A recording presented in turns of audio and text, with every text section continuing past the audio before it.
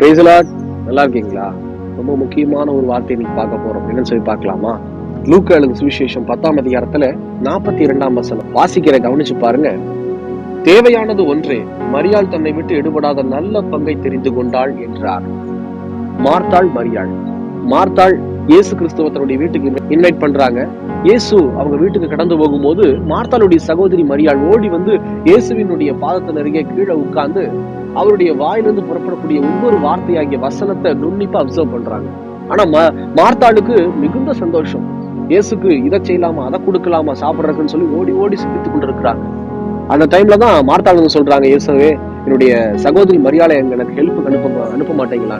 இயேசு சொல்றாரு, நீ அநேக காரியத்தை குறிச்சு நீ கவலைப்படுற மார்த்தாளே, ஆனா தேவையானது ஒன்று, உன்னுடைய சகோதரி மரியாள் தன்னை விட்டு எடுபடாத நல்ல பங்கை தெரிந்து கொண்டிருக்கிறாங்க.